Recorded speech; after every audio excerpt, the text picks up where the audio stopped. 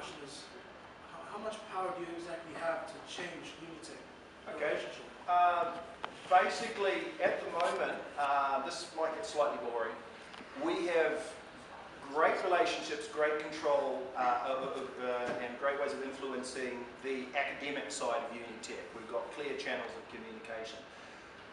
When it comes to things like anything to do with facilities, that's a completely different part of Unitech.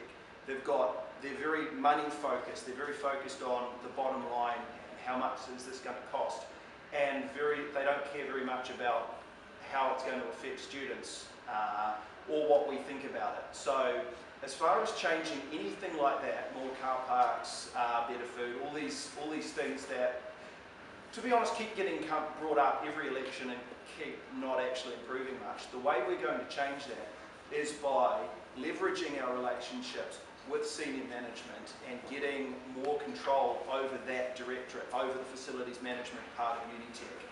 That's a big ask, and that's going to require a lot of politics and manoeuvring. And I don't want to go too much into detail about how I'm planning to do that. Ivan, do you want to have a chance to answer because it was directed at you to begin? I'm not. Sorry, I'm not going for like more car park space. I'm promoting free car parks. That's what he just asked. And what I'm going to do is I'm going to get petitions from students. And I'm going to really push hard towards it. Just a question, why can't you commit your million-odd resources to a single objective and just simply buy out one of Unitech's car parks and offer it for free to students? I understand Isn't that an option?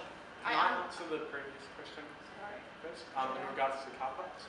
As Shannon was saying, there isn't really much of a relationship with FM at the moment, facilities management. Now, what we would like to do, and what I've currently been doing is, because I know a lot of FM quite well, and I did and security quite well, and I dug into the numbers of how many car parks there were, how much they make a year. They roughly make over $1 million a year. Now, from that, I chased up where exactly does the money go, and security said, and FM both said it doesn't come to us, and they both suggested that it most likely goes back into the student pocket anyways, in terms of resources available, such as it goes into Te Puna Ako, disability support, stuff like that. They weren't exactly confirming where every dollar spent went, but their general idea of the matter was, it goes into these services. Now, to look at cutting free car parks, or to look at providing free car parks, is a great idea. But the thing is, 75% of the car parks at Unitech are already free anyways. They're just more inconvenient. The car parks you pay for have CCTV. Now, if we wanted to provide free car parks for all students at Unitech, we would essentially be taking away over $1 million of this budget that Unitech has that goes into student support and services anyways. So you look, do we really want to focus all our resources on something that in a way does benefit students that want to pay for the luxury of parking closer to their building? Or do we want to go for something a bit different and let the students that already park there pay their fees? Now, the other thing that we can do is we can look at it so they're a bit more flexible. If you're a couple of minutes over, they'll clamp you. That isn't a bit fair. That can change. That is the kind of stuff that we'll focus on, or Team Overton would focus on in terms of parking, rather than just going, well, hey, let's get it for free. Can I just ask, as a general consensus, who actually pays for their parking here? Okay, more the question should be, who drives here? And of the people that drive, because obviously there's only 2 or 3 that pay for parking. If we offered, say, like a yearly membership to a car park, would you guys be more interested in using a paid parking? Do we? Because I don't know about it. Do you guys know about it? Because I don't. The security, you can buy a $40 year-round parking. It's Can about we get back to questions, please? Yeah, further questions. I was asking them a question. For the international students? I've got a further question.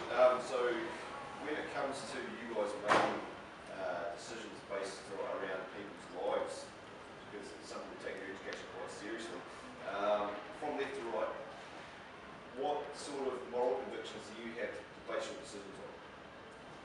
Sure.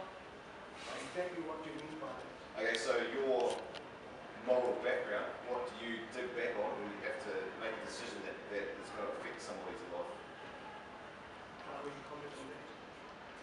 Well, I think it's really important that everybody's got to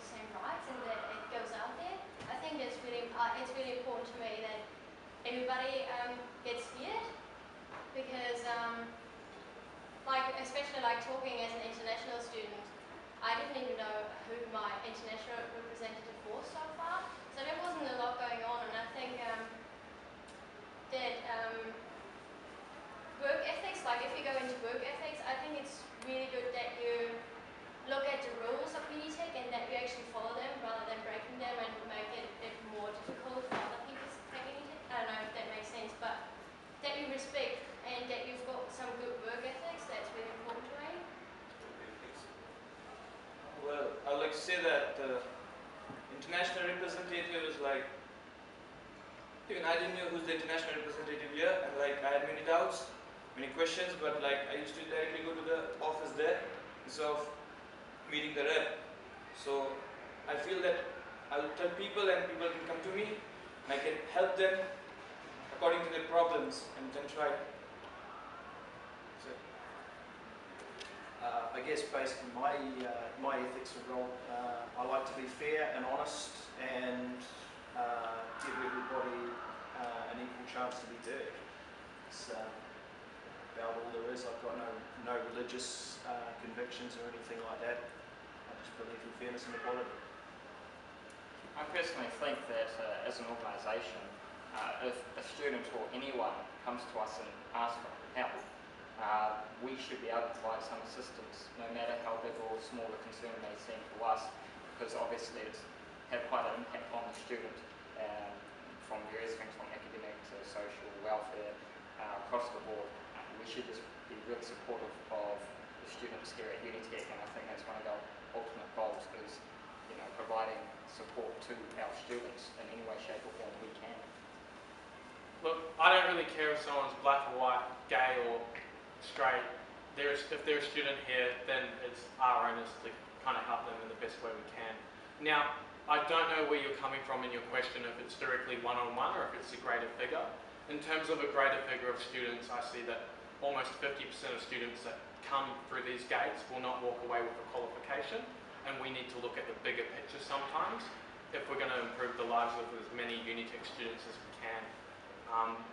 Sometimes we're going to have to make hard decisions for the greater number, and that's the reality of being in a governance position, and I'm not going to deny that, and neither is my team.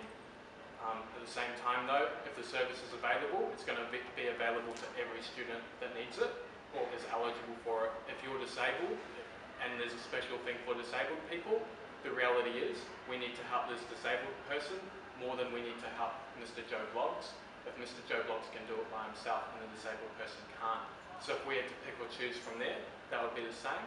In terms of, there's a lot of hate within Māori and then getting extra help.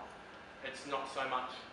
So we're on that same, okay, I'm going to be quiet and let Jess cover that part. I'll round her up. As a student rep or being part of an exec, for me it's not about judging, it's about looking for the person for who they are. If they've got a problem, it's my job to be a neutral person to help them where they act and to do everything I can to make sure they get everything they came here for. Oh, sorry, Ross, can you ask your question again, please? So, okay, what sort of moral, so say someone comes to you or you're making a decision based on that's going to affect people's lives here, what sort of moral convictions do you have to base your decision on? I think, again, I go back to what Will said in between. It depends on whether it's an individual coming or a greater good thing.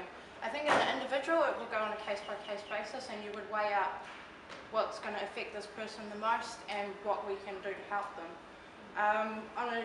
I think it will work on a general basis as well. I guess what Will brought up is why do Māori get more help than, I guess, non-Māori. I don't think that's necessarily a good view. Oh, that wasn't a view. No, a good view, and it's something that needs to change because it needs to go across the board as well. There's a lot of people that have, I'm just rambling, but I think it's just weighing up the options, what is right and what isn't right.